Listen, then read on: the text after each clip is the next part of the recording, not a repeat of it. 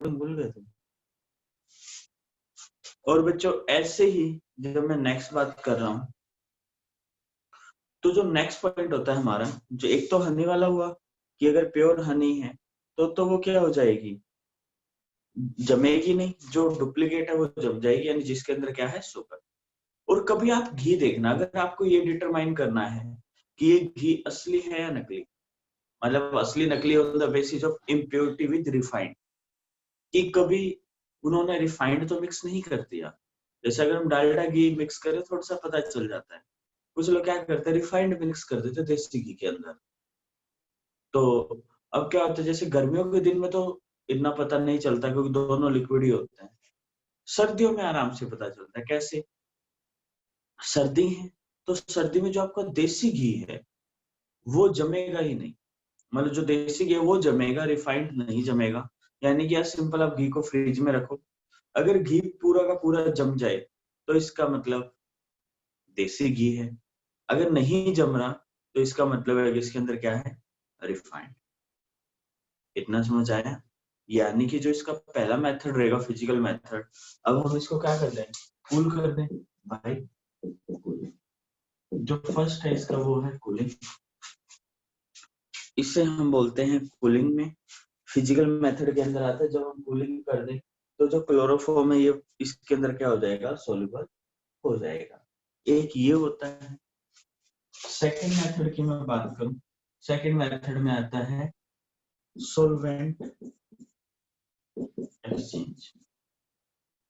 ये कैसे क्या करते हैं, यानी कि देखो, लाइक डिजो लाइक होता है, यानी कि अक्सर क्या होता है, लाइक डिजो लाइक। यानी कि मान लो ये हमें पोलर दिया गया है, ठीक है, या ये मान लो हमें ये नॉन पोलर दिया गया है, और लाइक में डिजोल्व होगा, लाइक ये भी हमें क्या दे दिया, नॉन पोलर। यानी कि जो ये सॉल्यूट है हमारे पास और ये क्या है, सॉल्ट। अगर मैं बात करूं, ये मान लो जैसे सल्फर है एसिड, ये मान लो इथेनॉल, ये दिया गया, ये इथेनॉल के अंदर डिजोल्व है। अब आपको क्या करना है, सॉल्वेंट चेंज कर दो। यानी कि जो ये सॉल्वेंट है इथेनॉल, यानी कि जो ये नॉन पोलर है, ये क्या कर दो, एक्सचेंज। किसके साथ, पोलर के साथ। यानी इसकी जगह आप क्या डाल दो, वाटर। और वाटर के अंदर क्या होगा, ये उस तरीके से तो नहीं डिजोल्व होगा, अब ये थोड़े एक अलग तरीके से डिजोल्व होगा, मतलब थोड़ा सा क्या हो जाएगा, पार्टिकल साथ आना स्टार्ट हो जाएंगे। तो जो आपका ये वाला मेथड है जो हम प्रिपरेशन कर रहे हैं, तो ये जो प्रिपरेशन है, ये जो मेनली किस कैटेगरी के अंदर आता है, उसे हम बोलते हैं कंडेंस मेथड, यानी उसे हम क्या बोलते हैं, कंडेंस्ड। आपके जनरली दो मेथड होते हैं, ये सारे क्या है, कंडेंस। एक आता है डिस्पर्स मेथड। कंडेंस का मतलब क्या होता है, जो दूर दूर है उनको इकट्ठा करके एक बना दो। और जो डिस्पर्स मेथड होता है उसमें क्या होता है, एक मॉलिक्यूल है उसको तोड़ दो। ये होता है आपका फिजिकल मेथड के अंदर दो आते हैं, बाई कूलिंग और ये। और जब हम केमिकल मेथड की बात करें, एक बार ये नोट करो, फिर केमिकल डिस्कस करते हैं, जल्दी से करो ये।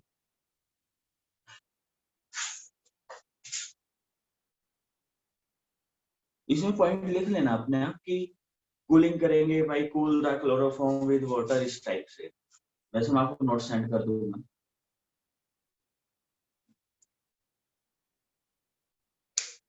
अरे तो तुम्हारा स्कूल किस टाइम लगता होता है?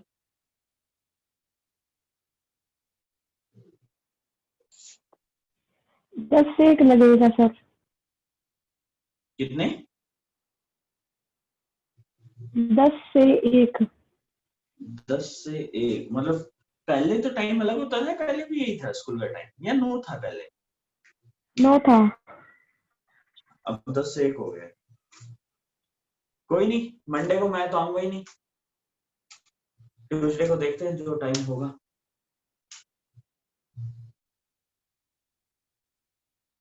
सर आपने मंडे का टेस्ट बोला, प्रॉब्लम कब लगा था? मंडे को टेस्ट होगा तुम्हारा? मैं नहीं आऊंगा सर ना। प्रॉब्लम टेस्ट के बाद। तो सर टेस्ट के बाद प्रॉब्लम कौन देता है? टेस्ट के बाद ही एक साथ डाउट और प्रॉब्लम एक साथ ही होते हैं। अब ना पढ़ाने का तरीका अलग है। मैं तो एक चीज और बोलता होता हूँ, कभी भी आप टेस्ट से पहले मत पढ़ो। टेस्ट से एक दिन पहले बुक ही छोड़ दो, बहुत बढ़िया रहता है। टेस्ट से 2-3 दिन पहले जितना पढ़ना है पढ़ लो, एक दिन पहले बुक छोड़ दो फिर टेस्ट। उसका जो बेनिफिट होता है वो टेस्ट में पढ़ के कोई बेनिफिट नहीं है। हाँ जी, हो गया।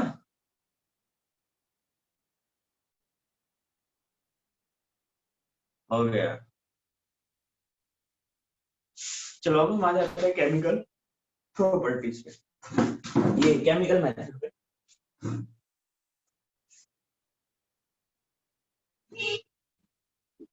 तो बच्चे जब हम केमिकल की बात करें, चलो ये बताओ बच्चों, केमिकल में आपको कौन सा मेथड सारों से इजी लगता है? जो एक दिमाग पे आती है कोई भी रिएक्शन, कोई भी रिएक्शन जो दिमाग में हो।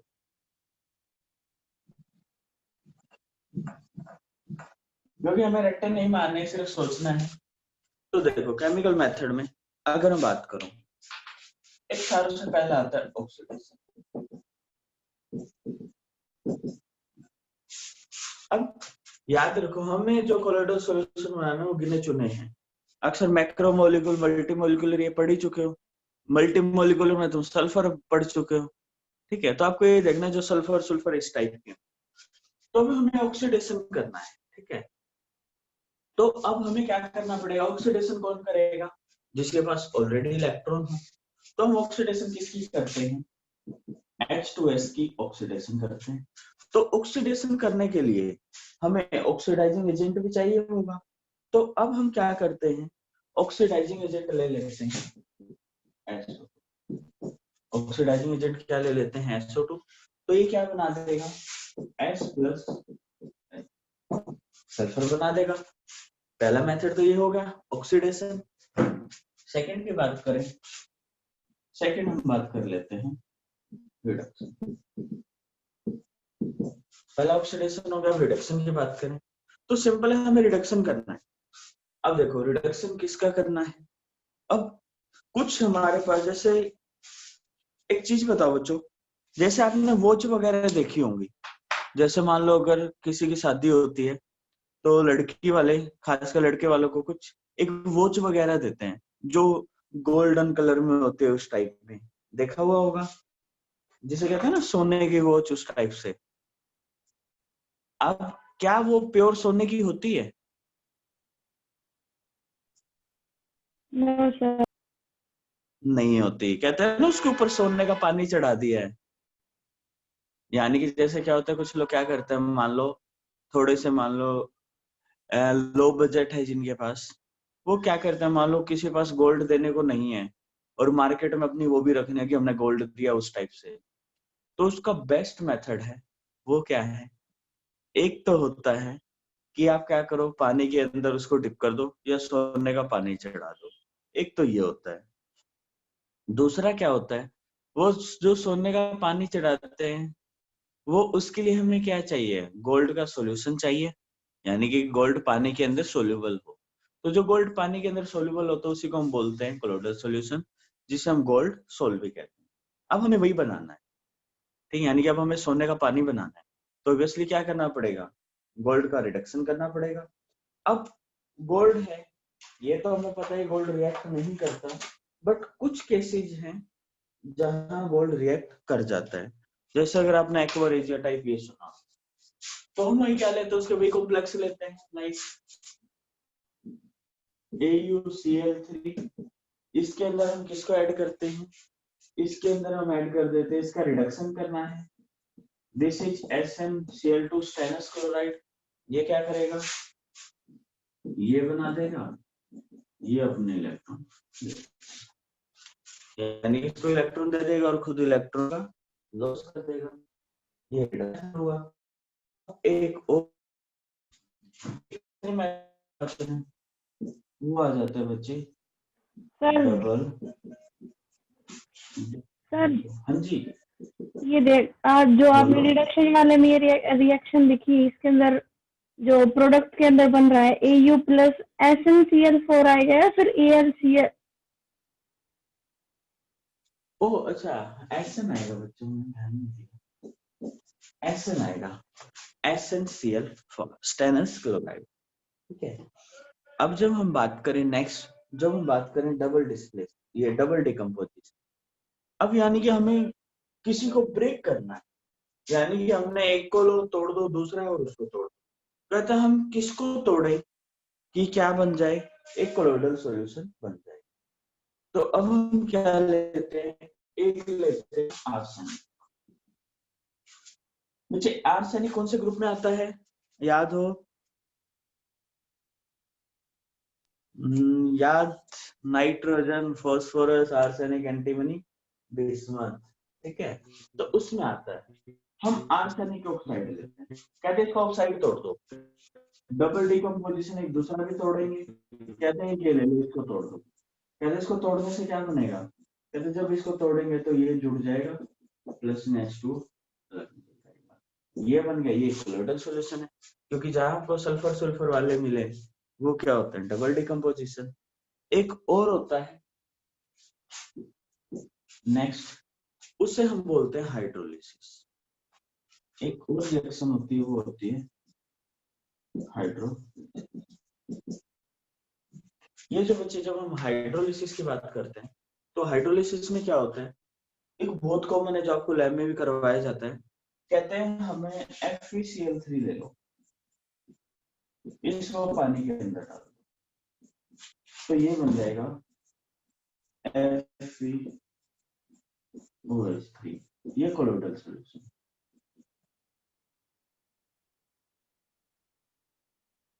ये कोलोइडल सॉल्यूशन है, फेरिक हाइड्रोक्साइड। एक मेथड ये होता है हमारे पास सॉल्यूशन बनाने का। समझ में आ गया? ये नोट कर लो। अब जो इसका साइड प्रोडक्ट होगा वो क्या बच जाएगा, ये इम्प्योरिटी। ठीक है, ये नोट करो, फिर आगे चलते हैं।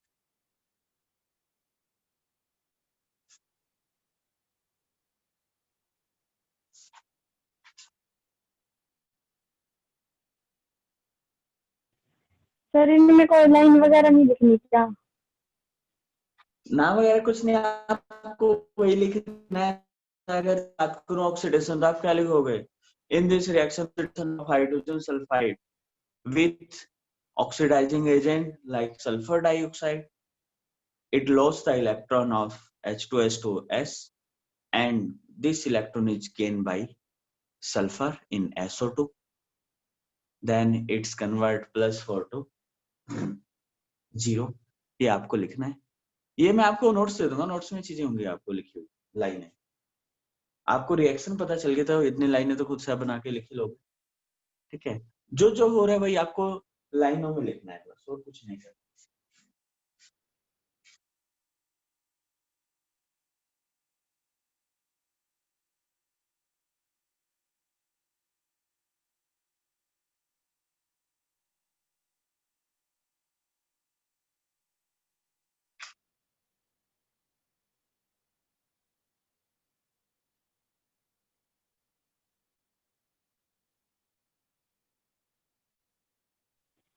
सर नोट सेंड कर देना, आज नोटबुक पूरी कर लेंगे।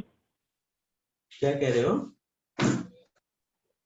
नोट्स सेंड कर देना, नोटबुक पूरी कर लेंगे आज। हाँ हाँ कोई बात नहीं, मैं सेंड कर दूँ। और बताओ।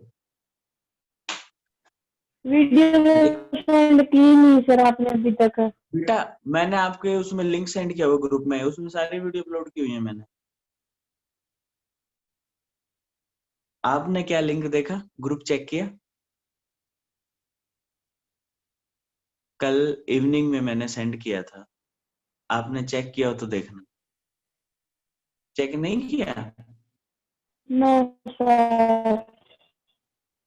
ये गलती खुद करते हो, ब्लेम टीचर पे। अंगूर खट्टे हैं। चलो जल्दी नोट करो, फिर आगे करते हैं।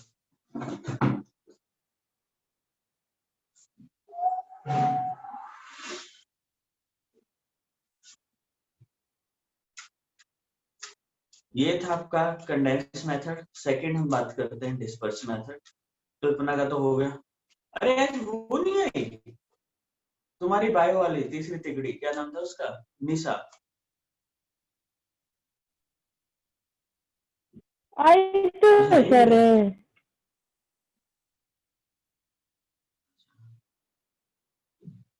आई है, हाँ आई तो है, ठीक है।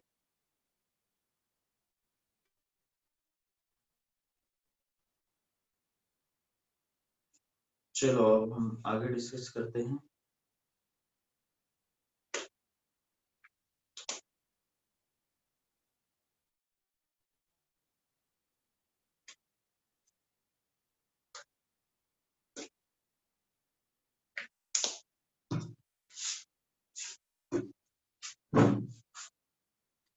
चलो तो देखो, ये था कंडेंस। अब हम डिस्पर्स पे आते हैं।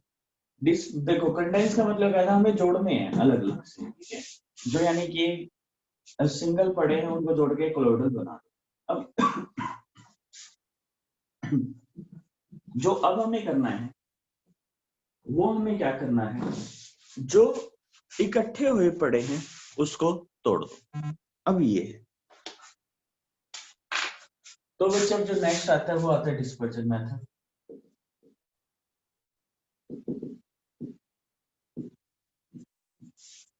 जो डिस्पर्जन मेथड है इसमें क्या करना होता है, तो देखो, इसमें एक मेथड होता है फिजिकल मेथड।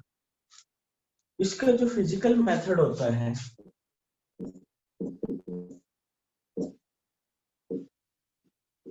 ये इसको हम बोलते हैं मील लगा लो एक टाइप से। इसे हम कोलोइडल मील कह देते हैं। कोलोइडल मील। कोलोइडल मील का मतलब क्या है बच्चे, जैसे जो चक्की नहीं होती घर पे, जैसे जो चक्की होती है, इसे या तो हम फिजिकल बोल सकते हैं या हम इसको मैकेनिकल भी बोल सकते हैं। Mechanical dispersion.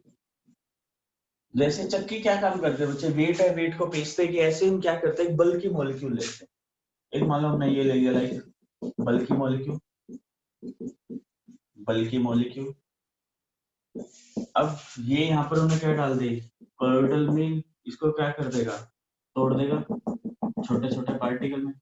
ये इसने बना दिया कोलोइडल, ठीक है। ये जो मील होती है इसको एक नाम और भी हम देते हैं, वो हम देते हैं डिसइंटीग्रेटर।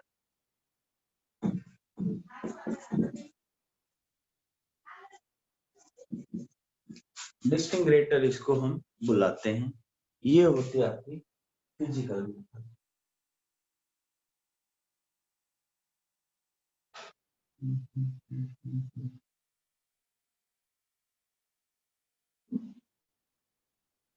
अब बच्चे जो ये डिस्टिंग्रेटर है ना, इसमें हम क्या यूज करते हैं, इसमें हम यूज करते हैं यूज ऑफ अल्ट्रासोनिक। ये हम यूज करते हैं, जिससे ये क्या होता है, पार्टिकल टूट जाते हैं। अक्सर जैसे अगर मैं बात करता हूँ, जैसे जो जीजेयू है इसके अंदर एक डिपार्टमेंट है बायो नैनो डिपार्टमेंट। वहां क्या है, जो भी हम ये क्रिस्टल जो हमें बनाने होते हैं ना, वो हमें नैनो पार्टिकल में बनाने होते हैं। यानी कि जो उनका मेन काम चलता है वो कोलोइडल सॉल्यूशन पे ही चलता है। उन्हें सारी चीज किससे बनानी है, कोलोइडल में। अब मेरे एक लगा लो मन में है, उन्होंने एक सॉल्यूशन बनाया। बनाना उन्हें कोलोइडल होता है नैनो पार्टिकल में, क्योंकि अभी आपने नैनो में अगर पढ़ाई होगा, कोलोइडल सॉल्यूशन नैनो की रेंज में है। उन्होंने एक सॉल्यूशन बनाया, वो उनका बना माइक्रो की रेंज में। अब जो माइक्रो की रेंज में बना, तो जब उनका टेस्ट कराने गए तो माइक्रो की रेंज में दिखा रहा था, हमें चाहिए कितना था, नैनो की रेंज में। फिर उसको क्या करना पड़ा, डिस्पर्स करना पड़ा। इससे ये डिस्टिंग्रेटर से, ये डिस्टिंग्रेटर होते ही उनके लैब में। एक ये लगा लो, जैसे पानी का बाथ होता है वैसा ही है, और उसके नीचे वाइब्रेशन बहुत होती है, वो रे आती है अल्ट्रासोनिक, वो उसके अंदर से पास होती है और उसको तोड़ देती हैं। एक अलग अलग होल बने तो उसके अंदर वो सैंपल डाल दो और वो उसको तोड़ देंगे। तोड़ के क्या बना देंगे, छोटा छोटा। फिर उसका आगे फर्दर साइज लेंगे। ये तो होगा एक पहला, जिसे मैकेनिकल बोलते हैं। जो दूसरा है बच्चों वो काफी इंपॉर्टेंट है उसमें, वो है ब्रेडी आर्क, जिसे हम बोलते हैं ब्रेडी आर्क या इलेक्ट्रिकल बोलते हैं। यहाँ से आपके फिर भी क्वेश्चन कम आते हैं, सेकंड वाले पे थोड़े ज्यादा आते हैं ब्रेडी आर्क में। एक नंबर में पूछा जाता है सर ब्रेडी आर्क।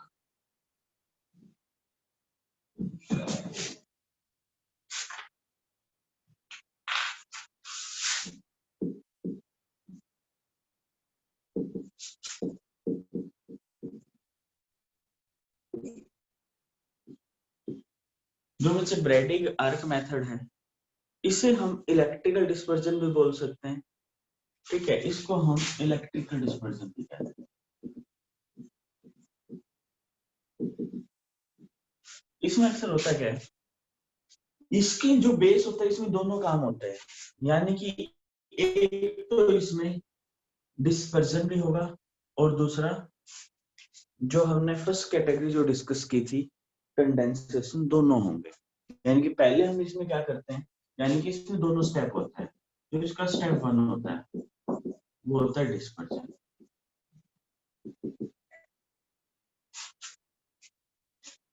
जो इसका पहला होता है वो होता है डिस्पर्जन, जो इसका दूसरा स्टेप होता है कंडेंसेशन। जो सेकंड स्टेप है वो है कंडेंसेशन। ये इसके दो स्टेप होते हैं, dispersion as well as condensation. तो अब हम देखो समझेंगे इसको कैसे क्या करना है। तो क्या करते हैं, हम सेटअप लेते हैं ऐसा, बीकर, बीकर के यहाँ पर हमने आइस रख दी, सारी आइस रख दी, ठीक है।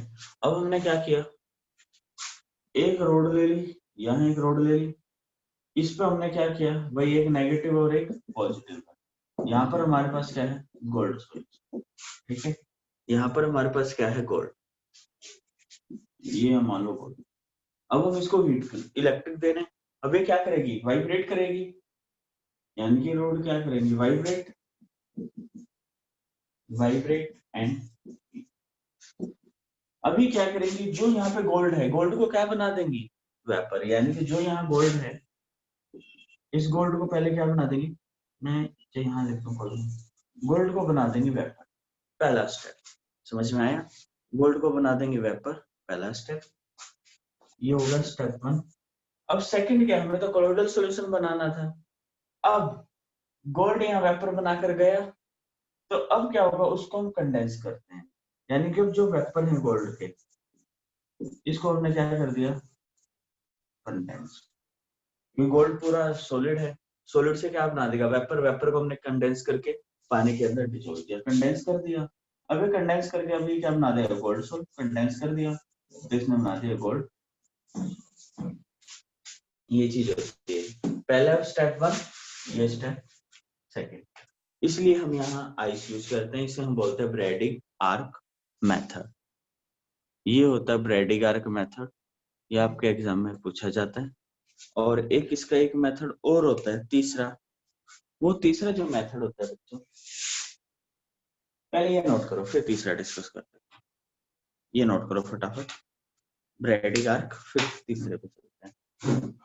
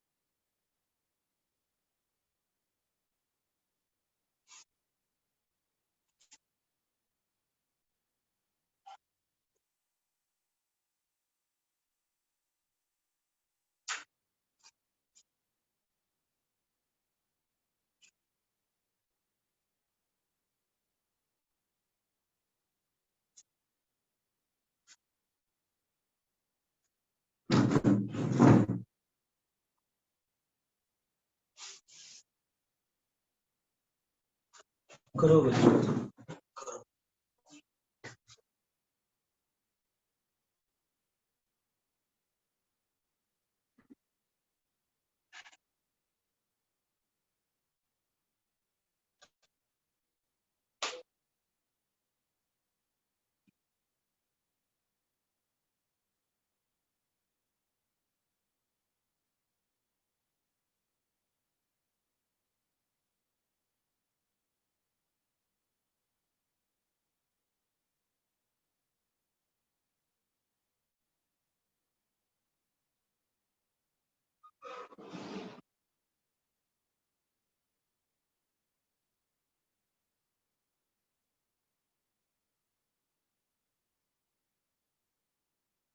हो गया?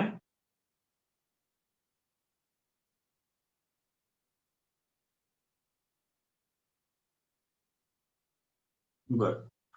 चलो अब हम इसका थर्ड मेथड और डिस्कस कर देता हूँ। जो इसका थर्ड मेथड आता है,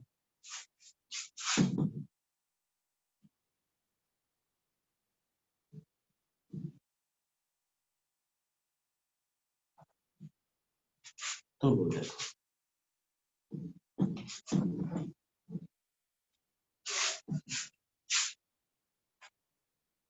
वो है बच्चों पेप्टाइजेशन।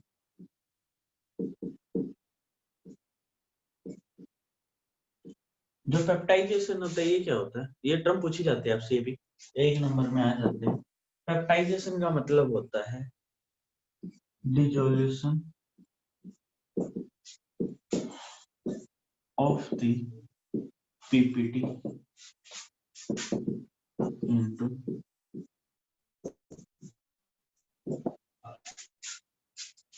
by adding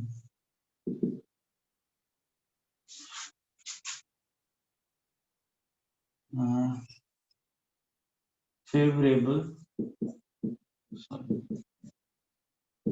जिसमें वो सोल्यूबल हो उसके हम ऐसा सॉल्वेंट डाल देते हैं।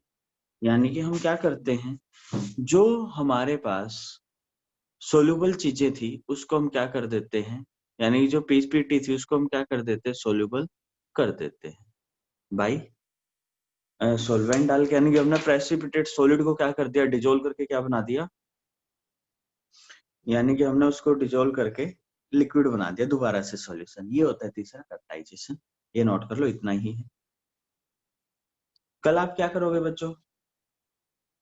कल जो आप पढ़ के आओगे वो करके आओगे आप, मैं लिख देता हूँ। सर कल संडे है। नेक्स्ट क्लास में जो पढ़ के आओगे फ्लोक्यूलेशन, तब स्कूल लगेगा सर। फिर क्या होगा, स्कूल में करके आओगे, फिर टेस्ट है सर। नीयत हराम होगी तुम्हारी, और कुछ नहीं होगा। फ्लोक्यूलेशन, प्रेसिपिटेशन, और क्या होता है, कोएगुलेशन। ये ढूंढ लेना है, तुम्हारे काम आएगा। मेरा तो कुछ जाना नहीं। ठीक है, करो।